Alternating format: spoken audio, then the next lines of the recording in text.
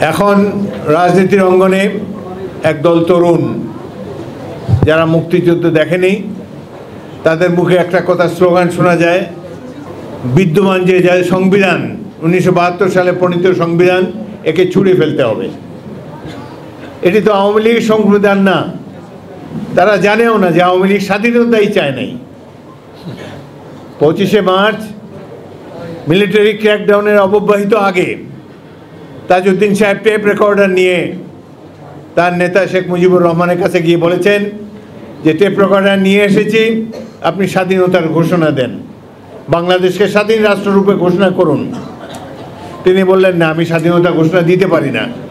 তিনি অখণ্ড পাকিস্তানে বিশ্বাসী এবং তিনি বলেছেন, এই কারণেই বলেছেন যে আমি যদি আজকে স্বাধীনতা ঘোষণা করি তাহলে আমাকে বিচ্ছিন্নতাবাদী হিসাবে চিহ্নিত করা হবে, আমার বিচার করা হবে। 25শে মার্চেও তিনি চিন্তিত যে তাকে পাকিস্তান ভাঙার জন্য অভিযুক্ত করা হতে পারে, অথচ তার বলে এসেছে, তার দল বলে 7ই মার্চে নাকি তিনি স্বাধীনতার ঘোষণা দিয়েছেন। কতখানি মিথ্যা সবর্ব!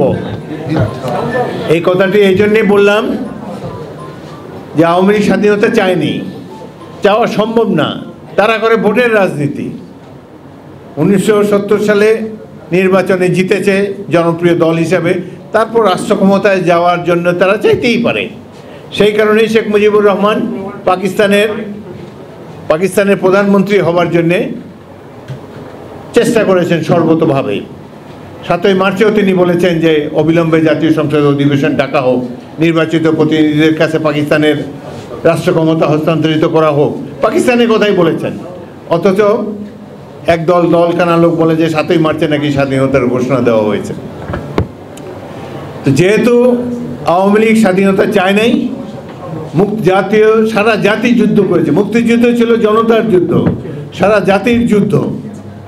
এই কারণে সারা জাতি আওয়ামী লীগের দিকে দৃষ্টিপাত না করে, আওয়ামী লীগ কী বললো সেটা মাথায় না রেখে 9 মাস যুদ্ধের পর এই দেশের জনতা এই দেশকে স্বাধীন করেছে।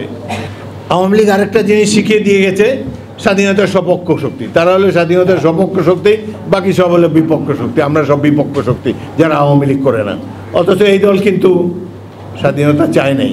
তার প্রমাণ তো তাজউদ্দিন আহমদই তার বইতে, তার মেয়ে তার বইতে লিখে গিয়েছে। সুতরাং এই যে একটা বাটপাড়ি জনগণের সাথে স্বাধীনতা না চেয়েও স্বাধীনতার সপক্ষ শক্তি তারা গঠন করেছে। সুতরাং এরাই জনগণ যেন মনে না করে যে 72-এর সংবিধান তাদের সংবিধান, এটি মুক্তিযুদ্ধের সংবিধান, মুক্তিযুদ্ধের দলিল, সাধারণ মানুষের আশা আকাঙ্ক্ষার প্রতিফলন সেখানে হয়েছে। এটি পরিবর্তন নিশ্চয়ই করা যাবে, ভবিষ্যতে করা যাবে, কিন্তু সংবিধান ছুঁড়ে ফেলার কোনো প্রয়োজনীয়তা নাই।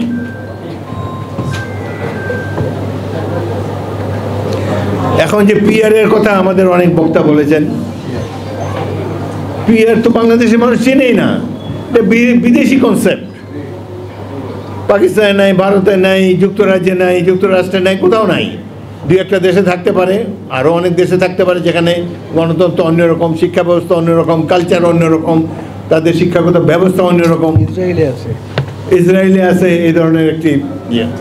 বাংলাদেশের জনগণ তো একজন নেতাকে খুঁজে বেড়ায় যার কাছে আপদে বিপদে তারা আশ্রয় নিতে পারে, যিনি তাদেরকে আপদে বিপদে রক্ষা করবেন, এলাকার উন্নয়ন করবেন। সেই জন্য একজন ব্যক্তিকে তারা খুঁজে ফেরে। কিন্তু যদি পিআর সিস্টেমে যাওয়া হয় তাহলে সে ব্যক্তিকে আর খুঁজে পাওয়া যাবে না। এমনও হতে পারে যে এলাকা নির্বাচন এলাকার সেখানকার কোনো ব্যক্তি সেখানে সংসদ সদস্য হতে পারবেন না। এই সব কথা কেন বলে 3টি দল? একটি হলো জামাত ইসলামী, অপরটি হলো এখনও রেজিস্ট্রেশন পায় নাই সদ্য সাবালকের দল এনসিপি, অপরটি হলো চরমনায় পীরের দল। স্বাধীনতার যুদ্ধের সময় তা কোথায় ছিল? এনসিপি তো এখনও জন্ম হয় নাই, তখনও জন্ম হয় নাই। জামাতে ইসলামী করেছে বিরোধিতা, বাকি পীরের দল ছিল কিনা আমরা জানি না। সুতরাং বাংলাদেশ নিয়ে এদের চিন্তা ভাবনা করার দরকার কি? Leave it to people of Bangladesh. বাংলাদেশের জনগণ স্থির করবে আগামী নির্বাচনে তারা কি ব্যবস্থা চায়, তারা কোন ধরনের সংবিধান চায়, তারা কি কি সংস্কার রাষ্ট্রযন্ত্রে চায়, সেটি নির্বাচিত জনপ্রতিনিধিরা স্থির করবে।